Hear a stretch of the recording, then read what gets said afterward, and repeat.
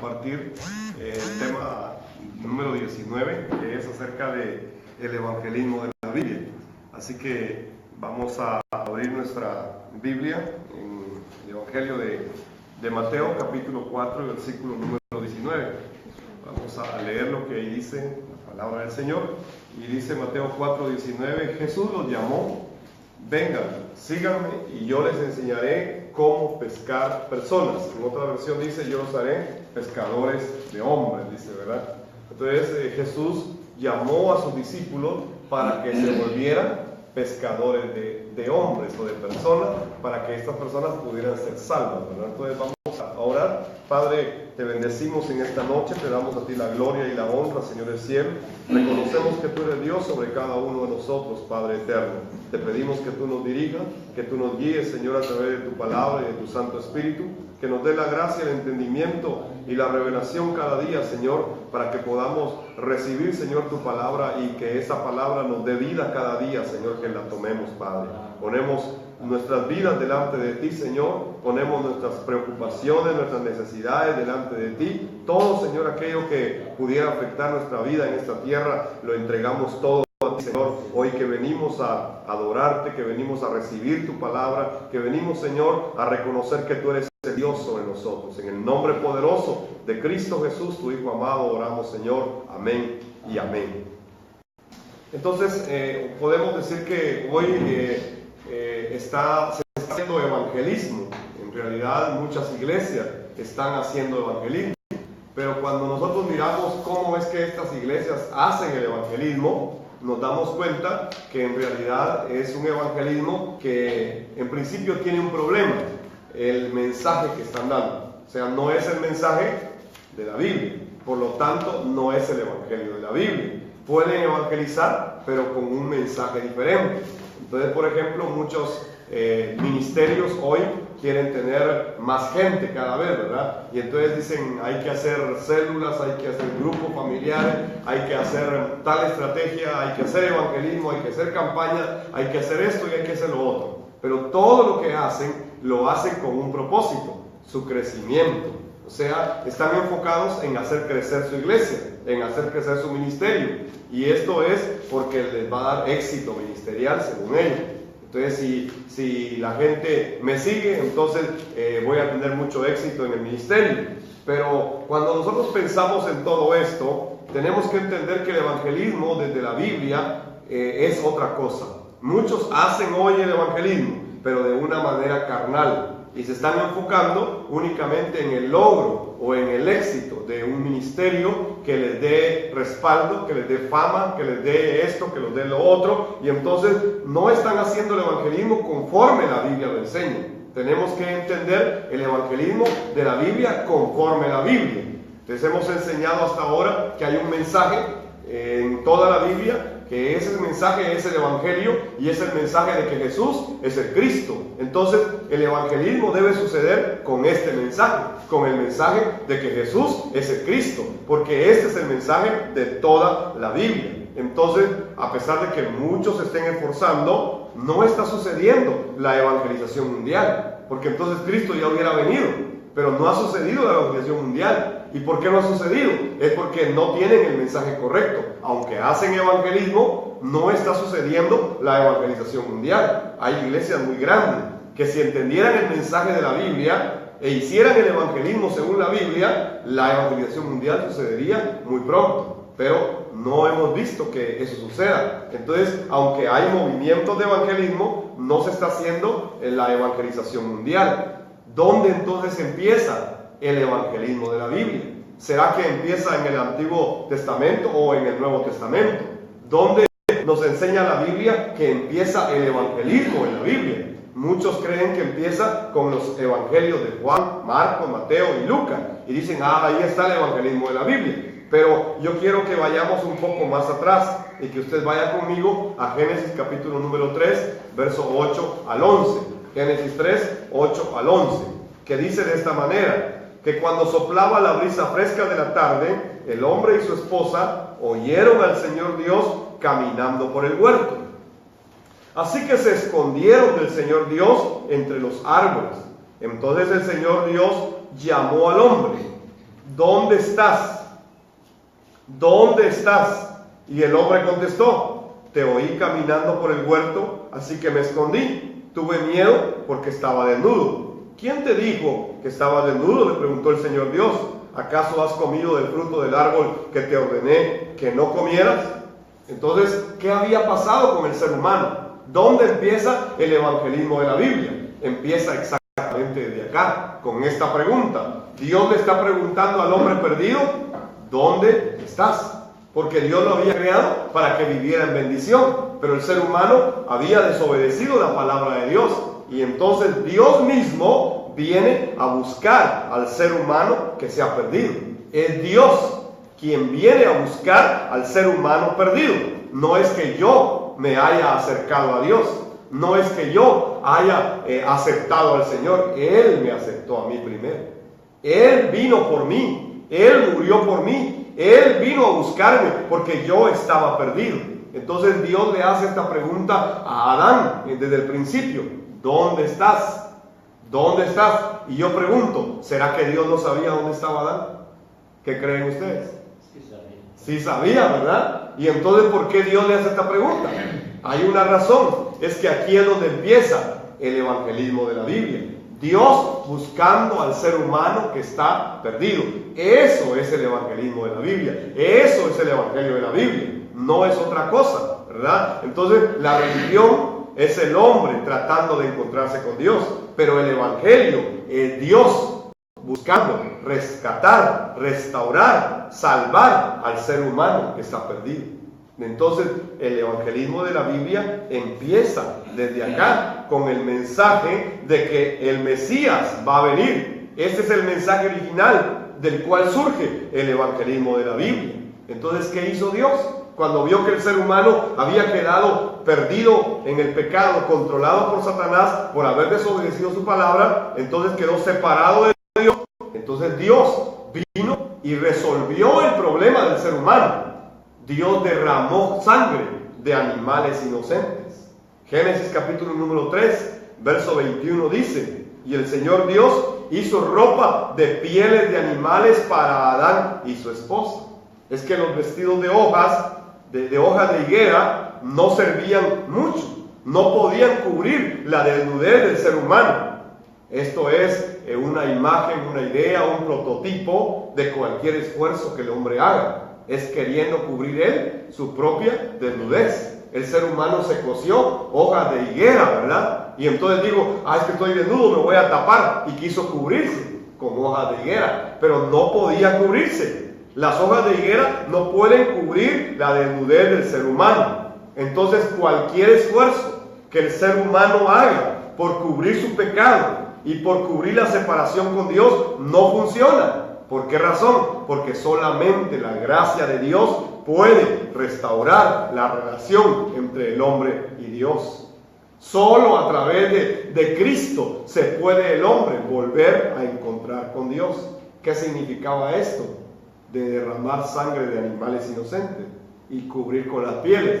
Es que Dios ya estaba anunciando que iba a venir el Cordero de Dios que quita el pecado del mundo. Iba a ser derramada la sangre del Cordero inocente y que a través de su sangre el pecado podía ser solucionado. Desde Génesis entonces el Señor ya estaba anunciando que era lo que iba a suceder. Entonces yo quiero que usted me acompañe en su Biblia. Hay dos pasajes de la Biblia que quiero que revisemos esta noche. El primero está en Génesis capítulo número 12 y versículo número 3. Entonces yo quiero que usted lo lea, por favor. Génesis 12 y versículo número 3. Es que Dios dejó establecido que había que derramar la sangre de animales inocentes para poder cubrir el pecado. Y entonces esta instrucción fue la que Dios dio desde el principio a Adán y Eva. Derramó la sangre de los animales y cubrió con las pieles, le hizo vestidos a Adán y Eva. Entonces Dios estaba dejando establecido que había que derramar sangre de animales inocentes para poder cubrir el pecado. Eso lo dice Levítico 17:11 también, ¿verdad? Sin derramamiento de sangre no hay remisión de pecado. Pero Dios encontró también en la historia de Israel a un hombre llamado Abraham y le dio una promesa. ¿Y cuál era esa promesa? Era el pacto de la evangelización mundial. ¿Y cómo es eso? Leamos lo que dice entonces Génesis capítulo 12 y versículo número 3. Voy a contar a 3, usted lo lee. 1, 2 y 3. Bendeciré a quienes te bendigan, y los que maldeciré a quienes te serán bendecidos, y todas las familias de la tierra serán bendecidas por medio de ti. Entonces, esta es una promesa que Dios le dio ¿a quién? A Abraham. ¿Sí? ¿Sí o no? Sí, ¿verdad? Entonces Dios le dio una promesa a Abraham, el padre de la fe, y le dijo: yo voy a bendecir a los que te bendigan y voy a maldecir a los que te maldigan. Y en ti, dice, serán benditas todas las familias de la tierra. ¿Y qué significaba esto? Es que muchos creen que la bendición de Abraham era económica y que la bendición de Abraham era que tenía muchos camellos o muchos bueyes o muchos siervos. Y entonces dice: yo quiero la bendición de Abraham en mi vida, ¿verdad? Entonces los que me bendigan van a ser benditos y los que me maldigan van a ser benditos, ¿verdad? Entonces quieren que esa bendición, pero se olvidan de lo más importante. Lo más importante está de último ahí: en ti serán benditas todas las familias de la tierra. ¿Y por qué es eso lo más importante? Ahora quiero que revise qué significaba esto. Vayamos ahora en su Biblia a Gálatas capítulo 3 y versículo 8 y 9, y vamos a comparar estos dos pasajes de la Biblia, Génesis 12:3 y Gálatas 3, 8 y 9. Quiero que lo lea también. El libro de Gálatas capítulo 3, versículo 8 y 9 nos dice de quién estaba hablando Dios ahí a Abraham. ¿De qué? ¿Cuál era el tema ahí que Dios estaba tratando con Abraham? Entonces quiero que usted lea Gálatas 3, 8 y 9. Voy a contar a 3 entonces para que usted lo pueda leer. 1, 2 y 3. Y la Escritura, previendo que Dios había justificado por la fe a los gentiles, dio de antemano la buena nueva a Abraham, diciendo: y serán benditas todas las naciones, de modo que la fe son bendecidos con el creyente Abraham. Amén. Entonces dígame, ¿cómo está eso? Quiere decir entonces que Dios, lo que le dijo a Abraham en Génesis 12:3, fue acerca de la buena noticia, o sea, del Evangelio. ¿Y cuál es el Evangelio? De que el Mesías iba a venir. Amén. Amén. Le fue revelado a Abraham entonces el Evangelio. Desde Génesis 12:3, Dios, previendo que Él iba a salvar a través de la fe a nosotros los gentiles, le anunció, le reveló a Abraham esta buena noticia. ¿Sí? Diciéndole: en tu descendencia serán benditas todas las familias de la tierra. Entonces, aquí es donde encontramos cómo es que Dios empezó el evangelismo desde el Antiguo Testamento. No es algo que empezó con la iglesia allá en el Nuevo Testamento. No, es que el evangelismo viene desde el principio. Estamos revisando el libro de Génesis y allí ya está el evangelismo de la Biblia. Entonces, la promesa dada a Abraham era la buena noticia o el evangelio, ¿verdad?, para bendecir a todas las naciones de la tierra. Amén. Amén. Entonces, vamos a ver algunos ejemplos del evangelismo del Antiguo Testamento. Ya vimos cómo Dios empieza a buscar al ser humano que está perdido. ¿Quién busca al ser humano que está perdido? Dios mismo, ¿verdad? Porque Dios sabe que el ser humano no puede resolver el problema espiritual. Por él mismo no lo puede hacer. Entonces Dios decide resolver el problema espiritual de la raza humana. ¿Quién fue el que vino a morir en la cruz? Cristo. ¿Y Cristo es Dios o no? Amén. Entonces, ¿quién murió en la cruz? Dios mismo. Él mismo vino a dar su vida en carne para que nosotros pudiéramos tener la salvación y la vida eterna. Entonces, tenemos que entender que esto del evangelismo está desde el Antiguo Testamento. Entonces, miremos por ejemplo el movimiento del arca de Noé. ¿Se recuerdan de la historia de Noé, verdad? Dios siempre ha buscado un discípulo. Dios siempre busca discípulos. Dios siempre va a buscar a alguien. No busca multitudes, busca uno. Si ustedes miran toda la Biblia, se van a dar cuenta que Dios siempre busca uno. Un discípulo, alguien que le crea, alguien que verdaderamente le pueda creer, que crea su palabra. Y entonces cuando Dios levanta a un discípulo, suceden cosas grandes. Lo mismo pasó aquí, ¿verdad? Buscó a un discípulo y entonces lo encontró y le dio su pacto, le dio su palabra para que este discípulo cumpliera la voluntad de Dios sobre la tierra y salvara a quienes estaban preparados para salvarse mediante el arca. Entonces ese discípulo fue Noé. ¿Qué fue lo que Dios le dijo? Va a llover, va a haber un diluvio. Eso nunca había pasado, pero el discípulo es el que cree, aunque no ha visto. El discípulo es el bienaventurado, el que cree sin haber visto. Y entonces Noé le creyó a Dios y Dios le dijo, va a haber un diluvio, pero nunca ha llovido, pero va a haber un diluvio. Es que Dios dice que va a haber un diluvio, entonces debo preparar un arca. 120 años se tardó Noé, 120 años, y estuvo preparando el arca. Y entonces, ¿cuál era el mensaje de Noé? Dios dijo que va a venir un diluvio y que solamente se pueden salvar a través de entrar al arca. Vengan, Dios ha preparado un arca. Y yo pregunto, ¿a quién representaba esa arca? ¿A quién anunciaba esa arca? ¿No era al Cristo? ¿No es Él nuestra arca ahora? ¿Verdad? Entonces solamente a través del arca podemos ser salvos. En ese tiempo no todos se salvaron, solo los que entraron en el arca, y fueron 8 personas únicamente. Es que esa arca representa al Mesías, que vendría más adelante. Entonces Noé fue el discípulo que Dios encontró y pudo obedecer la palabra de Dios.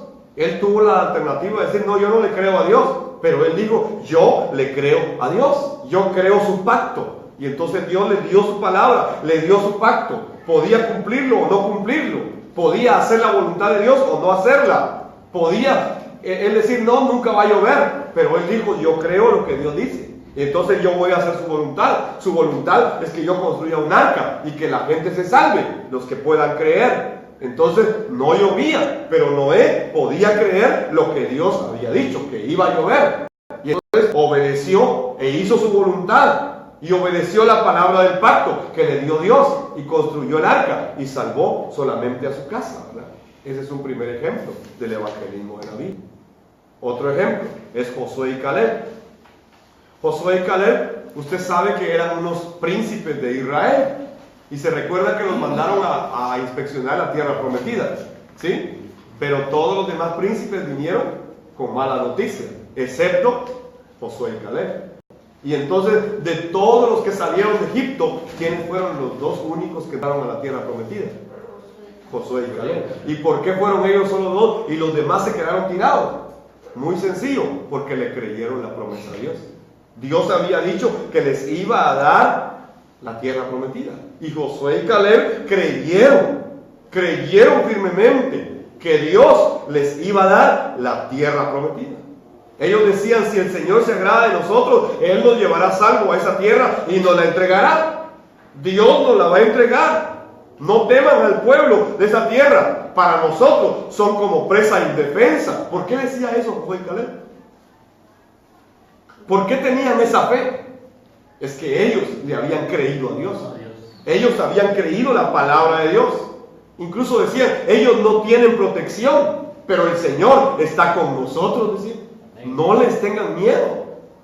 Dios ya lo dijo. Creámosle a Dios. Por eso es que solo Josué y Caleb pudieron entrar a la tierra prometida. Entonces, el resto de Israel no pudo entrar porque dudaron, cayeron en incredulidad y entonces no pudieron entrar en el reposo de Dios. Hay 2 cosas que destruyen el pacto. Hay 2 cosas que destruyen la palabra del pacto. ¿Cuáles son? La incredulidad y la ignorancia. Son 2 cosas, ¿verdad? La gente que no cree no puede vivir la palabra, y la gente que la ignora tampoco la puede vivir. Entonces estas 2 cosas son las que traen abajo el pacto. Entonces Josué y Caleb se aferraron a la palabra del pacto, pudieron entrar y tomaron la tierra prometida porque creyeron que Dios había dicho que allí va a venir el Mesías. Allí va a venir el Cristo. que Dios ya les había entregado esa tierra para conquistarla, porque esa era la voluntad de Dios. Esa era la palabra del pacto que Dios les había dado. Así que a través de creer esta palabra, ellos vinieron y salvaron a una nación llamada Israel. Este es otro movimiento de evangelismo que está en el Antiguo Testamento. Otro ejemplo más es la conquista de Jericó. ¿Se recuerdan, verdad? Josué entró a la tierra prometida y entonces lo primero que Josué encuentra es una ciudad muy amurallada que se llamaba Jericó. ¿Y qué es lo que Dios le dice a Josué? Solamente obedece. Así pues fue con Moisés, voy a estar contigo. Así que solo obedece. Cuando yo diga que se mueva el arca, todo el pueblo se mueve y avanza. Y den 7 vueltas. Entonces, ¿qué hicieron? Únicamente obedecieron la palabra del pacto e hicieron la voluntad de Dios. Entonces Josué 6 del 1 al 27 narra cómo Josué creyó a Dios, cómo obedeció la palabra del pacto que le dieron y cumplió la voluntad de Dios. Se aferró a esa palabra del pacto, creyó la palabra de Dios, creyó lo que Dios le había dicho. Entonces llevó el arca del pacto según la palabra que había recibido. Ellos movían el arca del pacto porque Dios les había dicho que cuando la nube se movía el arca. Y entonces solo siguieron la dirección de la nube. Se movía la nube, se movían los sacerdotes. Se movía la nube, se movía el arca. Entonces entraron con el arca. ¿Y qué significaba el arca? El arca es Cristo. Entonces lleven a Cristo. Lleven a Cristo en sus hombros. Y yo les voy a dar la tierra. Yo les voy a dar conquista. Yo les voy a dar victoria. Vayan. ¿Había resistencia? Claro que sí. Es que ahí estaba Jericó y tenía murallas grandes y tenía ejército. Pero eso no impedía lo que Dios había dicho, se iba a cumplir. Entonces encontraron a una mujer llamada Rahab. Esta mujer era una prostituta de esa ciudad. Pero, ¿qué pasó con esta mujer? Llegaron los que habían sido enviados a Jericó y le hablaron a Rahab de lo que Dios había prometido. Y entonces dice que Rahab le creyó a Dios. ¿Y quiénes se salvaron de Jericó únicamente? Rahab y los que estaban con ella en su casa. Entonces a veces Dios salva a los que menos pensamos. Es que Rahab, ¿quién va a creer que Rahab pueda creer si es una prostituta, verdad? Es que no es la mujer más idónea, moralmente no es la mujer más preparada, no es muy espiritual, ni siquiera va a la iglesia, decimos nosotros, ¿no? Pero es que en Dios es diferente todo. Dios había escogido a una mujer prostituta para que ella pudiera creer lo que Josué decía. Y entonces los únicos que se salvaron de Jericó fueron Rahab y su familia. Este es otro acto de evangelismo en el Antiguo Testamento.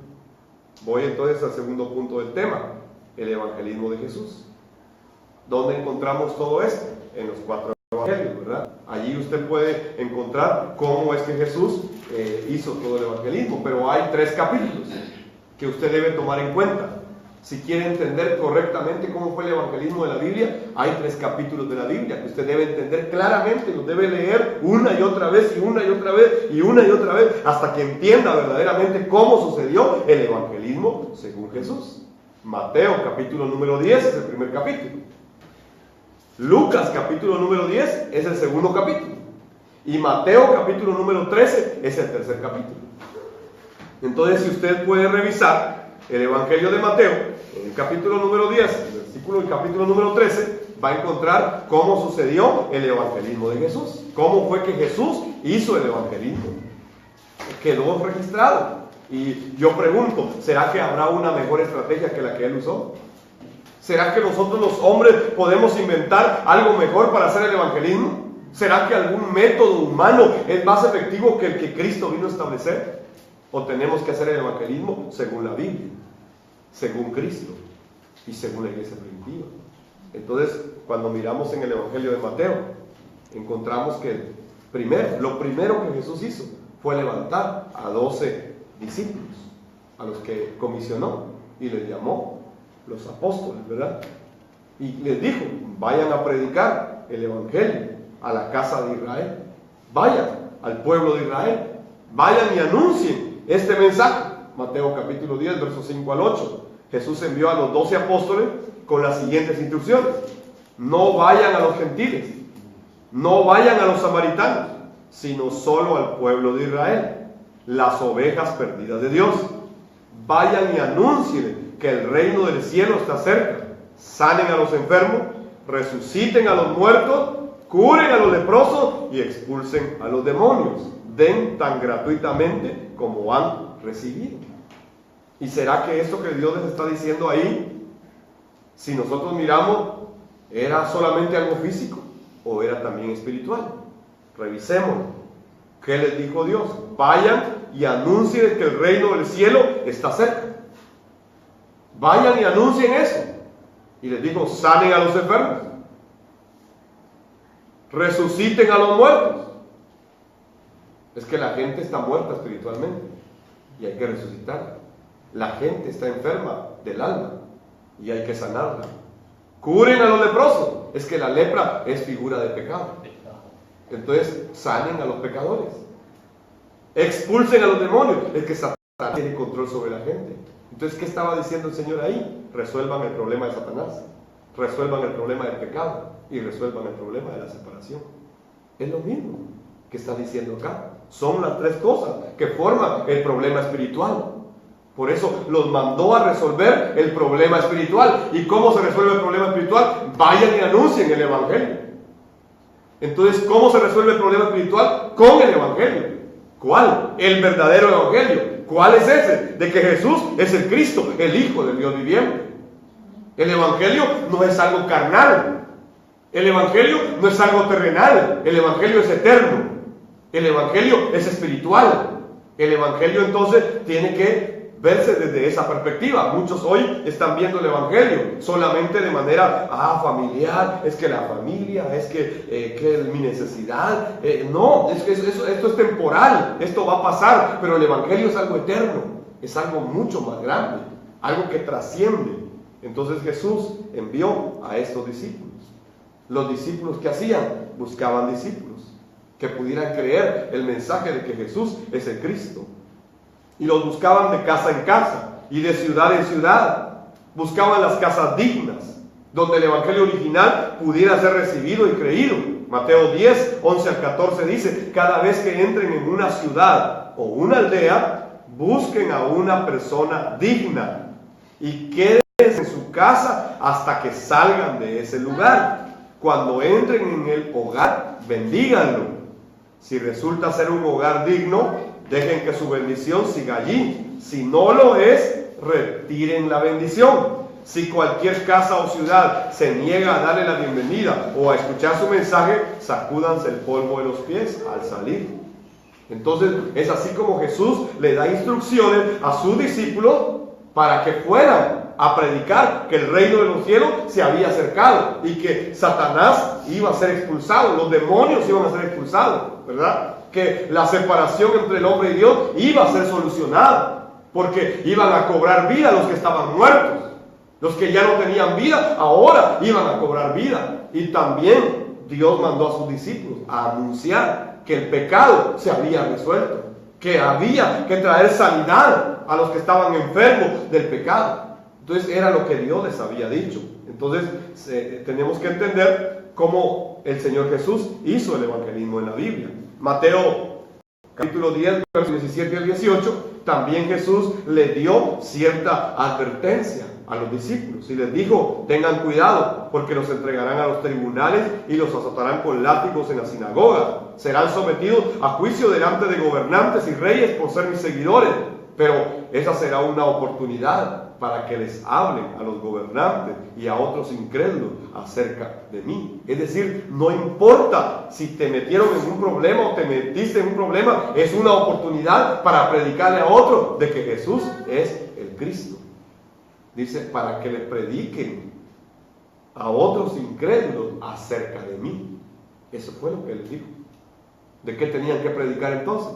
¿Acerca de quién? De Cristo. Acerca de Cristo.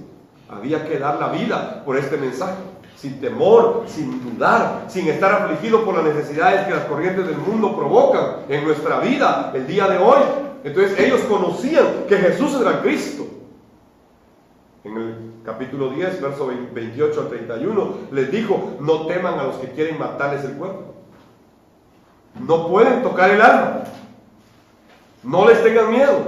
Teman solo a Dios, quien puede destruir tanto el alma como el cuerpo en el infierno. ¿Cuánto cuestan 2 gorriones? Una moneda de cobre. Sin embargo, ni un solo gorrión puede caer a tierra sin que el Padre lo sepa. En cuanto a ustedes, cada cabello de su cabeza está contado. Así que no tengan miedo. Para Dios, ustedes son más valiosos que toda una bandada de gorriones. No sé si alguna vez se ha contado los cabellos que tiene. Mira, el pastor Basilio corta cabello. ¿Será que alguna vez le ha contado los cabellos a alguien, Basilio? No, ¿verdad? Difícil. Es difícil. Pero Dios sí lo sabe. Aquí dice que Dios sabe cuántos cabellos tenemos cada uno de nosotros. Y si Él nos conoce de tal manera y nos cuida de tal manera, dice: ¿por qué se preocupan? Solo hagan mi obra. No les va a pasar nada. Yo tengo cuidado de ustedes. No teman. Ustedes son más importantes para Dios que cualquier bandada de pájaros. Eso les dijo Jesús a sus discípulos. Entonces, estos 12 fueron enviados para que pudieran predicar el Evangelio del Reino. Y entonces les dijo que había una recompensa para aquellos que daban ese testimonio, para aquellos que hablaran acerca de que Jesús es el Cristo. Mateo capítulo 10, versos 32 a 33 dice: todo aquel que me reconozca en público aquí en la tierra, también lo reconoceré delante de mi Padre en el cielo. Pero al que me niegue aquí en la tierra, también yo lo negaré delante de mi Padre en el cielo. Así que hay que dar testimonio público de que Jesús es el Cristo. Hay una recompensa. Los versículos 40 al 42 dicen de Mateo 10: el que lo recibe a ustedes, me recibe a mí. Y el que me recibe a mí, recibe al Padre, quien me envió. Si reciben a un profeta como a alguien que habla de parte de Dios, recibirán la misma recompensa que un profeta. Y si reciben a un justo debido a su justicia, recibirán una recompensa similar a la de él. Y si le dan siquiera un vaso de agua fresca a uno de mis seguidores más insignificantes, les aseguro que recibirán una recompensa. Entonces, hacer la evangelización, hacer el evangelismo de la Biblia, con el mensaje de la Biblia, con el evangelio de la Biblia, trae recompensa. Esta es la recompensa del evangelista. Pero si usted revisa Lucas capítulo número 10, no fue solamente a los 12 que Él envió, sino que escogió más adelante a 72 más. Escogió a 72 discípulos y los envió a predicar el mismo mensaje acerca de Él como el Cristo. Y les dio instrucciones, ¿verdad? Les dio las mismas instrucciones en Lucas capítulo 10, verso 1 al 4. Después el Señor escogió a otros 72 discípulos y los envió de 2 en 2 delante de Él a todas las ciudades y los lugares que tenía pensado visitar. Y les dio las siguientes instrucciones: la cosecha es grande, pero los obreros son pocos. Así que oren al Señor que está a cargo de la cosecha. Pídanle que envíe más obreros a sus campos. Ahora vayan y recuerden que los envío como ovejas en medio del lobo. No lleven con ustedes nada de dinero, ni bolso de viaje, ni un par de sandalias de repuesto, y no se detengan a saludar a nadie por el camino. Jesús los envió de 2 en 2 y los envió a todas las ciudades a donde Él llegaría pregonando el Evangelio del Reino, enseñando que Él era el Mesías prometido y que el reino de los cielos se había acercado ahora a los seres humanos. Este es el evangelismo de la Biblia. Eran pocos los que fueron enviados, no eran multitudes. Si ustedes se dan cuenta, no eran multitudes. No todos iban a recibirlo, no todos iban a creer el mensaje, no todos iban a aceptar que Jesús era el Cristo. Pero los enviados debían encontrar a los discípulos que Dios ya había preparado. Entonces, tenemos que hacer lo mismo. Tenemos que hacer el evangelismo de acuerdo a la Biblia. Esta era la forma de llevar el mensaje de evangelismo, de casa en casa, de pueblo en pueblo, predicando que el reino de Dios ahora está cerca de ustedes. Esto es el evangelismo según la Biblia. En Lucas 10:16 dice: entonces dijo a sus discípulos: el que acepta el mensaje de ustedes, me acepta también a mí. El que lo rechaza a ustedes, a mí también me rechaza. Y el que me rechaza a mí, rechaza a Dios, quien me envió. Por eso es que tenemos que ir a dar este mensaje. el último capítulo que yo les había dicho, es Mateo, capítulo número 13, ¿verdad? Entonces muchos ministros hoy en Guatemala están diciendo que estas parábolas hablan del diezmo y creen que es del diezmo que hablan estas parábolas. Y por ejemplo, algunos hablan de que el tesoro escondido en el campo es el diezmo, la perla preciosa es el diezmo, o la parábola de la red tiene que ver con el diezmo. Pero miremos exactamente de qué está hablando Jesús en estas parábolas. ¿Sí? Quiero solo referirme a la primera, la parábola del sembrador. En los tiempos bíblicos, el sembrador salía y llevaba un saco, y adentro del saco llevaba la semilla. Y entonces, en el tiempo bíblico, la tierra no se preparaba como hoy se prepara. No había que remover la tierra ni nada, sino que el sembrador llevaba la semilla y entonces salía a sembrar, salía al campo, y entonces el sembrador agarraba un poco de semilla y la esparcía. De ahí se iba para el otro lado, agarraba otro poco de semilla y la esparcía. Se iba para otro lado, agarraba otro poco de semilla y la esparcía. Esa era la forma en que se sembraba. No era que hacían surcos, que preparaban, no, sino que tiraban la semilla y después brotaba. Esa era la forma en que se sembraba. Entonces, cuando usted lee la parábola del sembrador, dice que hay 4 clases de tierra. ¿Sí? La parábola del sembrador. ¿Se recuerda? Si quiere, vamos a Mateo capítulo 13 y la leemos. Si abre su Biblia, por favor. Mateo capítulo 13. La parábola está del verso 1 al 9. Pero yo quiero que leamos la interpretación. Entonces la interpretación está al final del capítulo, cuando él les explica la parábola del sembrador. ¿Ya la encontró? ¿Ya encontró la explicación? ¿Ahí en su Biblia? ¿Sí? ¿Cuánto? Escuchen ahora la explicación Okay. de la parábola. Escuchen ahora la explicación de la parábola del sembrador. Sigamos. Las semillas que cayeron en el camino representan a los que oyen el mensaje del reino y no lo entienden. Las semillas que cayeron a la orilla del camino representan a los que oyen la palabra. ¿Qué palabra? Esta palabra. A los que oyen este evangelio. Pero, ¿qué dice? No lo No lo entiendo. No lo entienden. O sea, es esa semilla que cae a la orilla del camino, esa tierra que está, parece que está en el camino, parece que son seguidores de Cristo, parece que de verdad tienen la verdad, parecen el camino, pero no lo son. Entonces, no porque parezca, resulta ser lo original.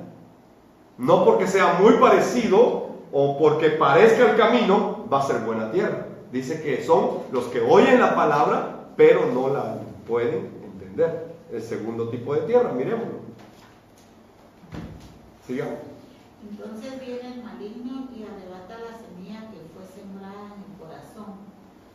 Las semillas son sobre la tierra rocosa, representan a los que oyen el mensaje y de inmediato lo reciben con alegría.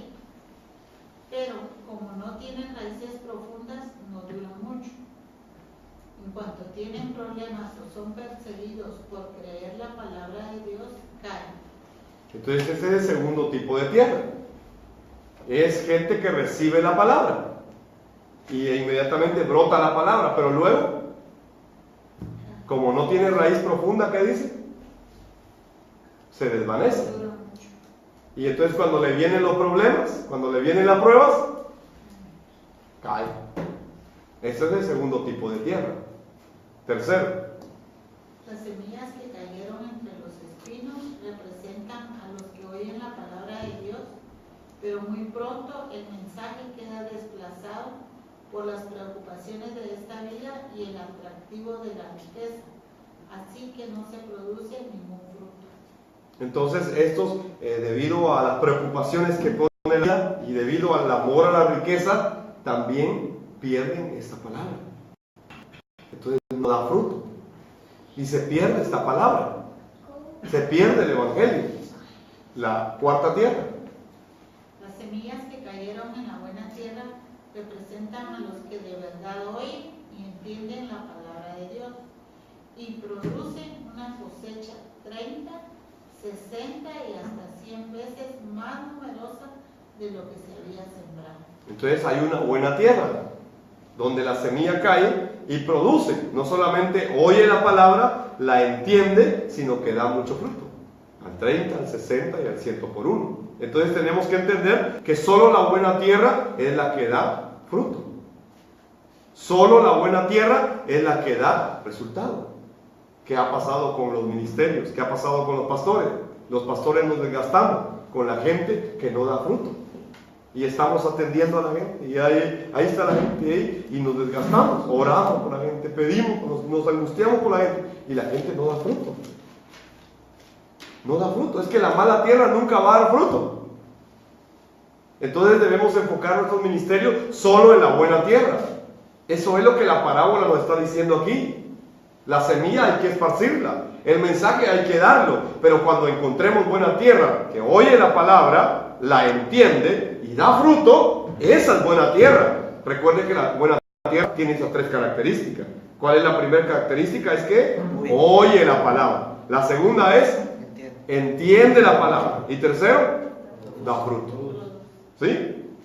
Repita conmigo las tres cosas. Primero es que oye la palabra. Segundo, la entiende. Tercero, da fruto. Entonces, si alguien oye la palabra pero no la entiende, no es buena tierra. Si alguien oye la palabra, la entiende pero no da fruto, no es buena tierra. Tiene que tener estas tres características. Tiene que oír la palabra, tiene que entender la palabra y tiene que dar fruto. Es que es muy claro. La buena tierra da fruto. La mala tierra nunca va a dar fruto. Y entonces enfocamos nuestra vida de ministerio en un montón de gente que nunca va a dar fruto. Debemos enfocarlo en los que dan fruto. Allí debe estar la fuerza del ministerio pastoral y hacer la evangelización mundial desde esta perspectiva. Entonces, esto es el evangelismo de la Biblia. ¿Cómo lo hizo la iglesia primitiva? El punto 3 del tema es que en el libro de los Hechos se registran 5 movimientos de la palabra, donde vemos cada vez cómo el evangelismo se iba desarrollando, iba creciendo. Empezó en Jerusalén, luego fue a Antioquía, luego pasó a otra región, luego a otra, hasta que llegó a Roma. Entonces, de verdad el evangelio se fue expandiendo. El evangelismo, según la Biblia, será el primer movimiento en Jerusalén, el movimiento de la palabra. Usted lo puede encontrar en Hechos del 1 al 10. Ahí está cómo empieza todo este movimiento de evangelización mundial en ese tiempo. Luego vemos el evangelismo de la iglesia en Antioquía. Es el segundo movimiento de la palabra. Se registra en Hechos capítulo 11 a 15. Pablo y Bernabé son levantados para predicar que Jesús es el Cristo. El primer movimiento es con Pedro y Juan y otros apóstoles. Y luego se levantan discípulos, pero después aparece Antioquía, es el segundo movimiento de la palabra, donde ya aparece Pablo y Bernabé. Entonces luego pasamos a Macedonia, a la tercera región. Ya el evangelismo de la Biblia se va extendiendo. Capítulos 16 al 18 del libro de los Hechos habla del evangelismo en Macedonia. En toda esa región se empiezan a levantar otros discípulos con este mensaje fundamental de toda la Biblia, que es que Jesús es el Cristo. Luego podemos encontrar que toda Asia, toda la región de Asia, narrado en el capítulo número 19, toda Asia es evangelizada con este mensaje. Así es como se llega a otros continentes.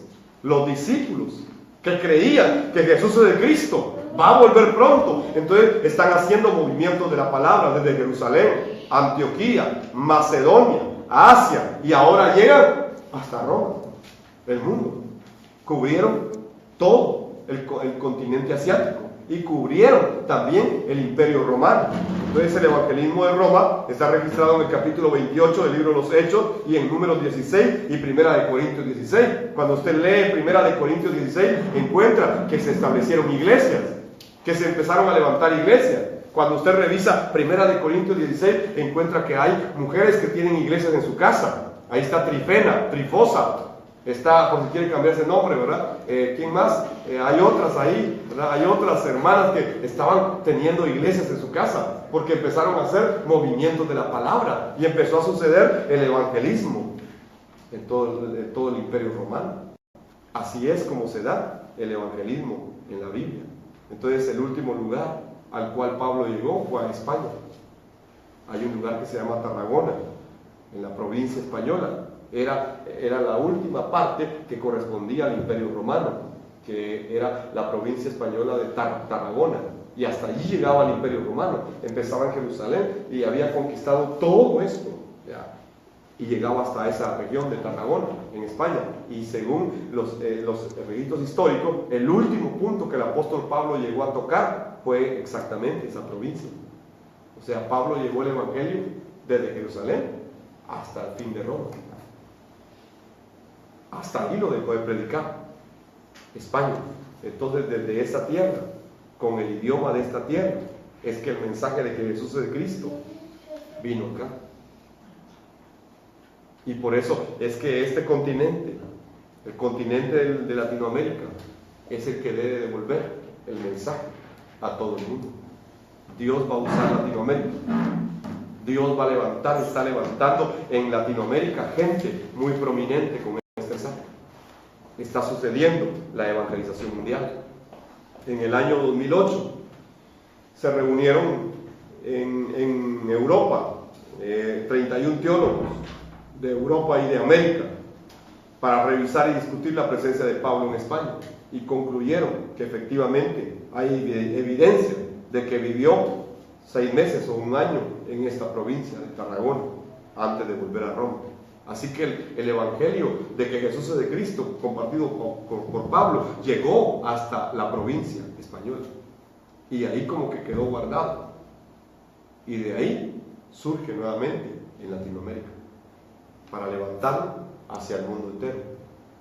Así que hallémonos dignos de estar haciendo el evangelismo de la Biblia. Dios nos encontró, nosotros no lo buscamos, fue Él quien en su misericordia nos encontró primero.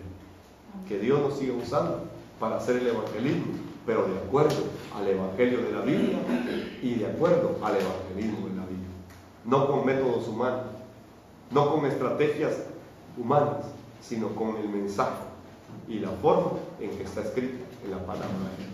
Amén. Amén. Amén. Bien, si hay alguna pregunta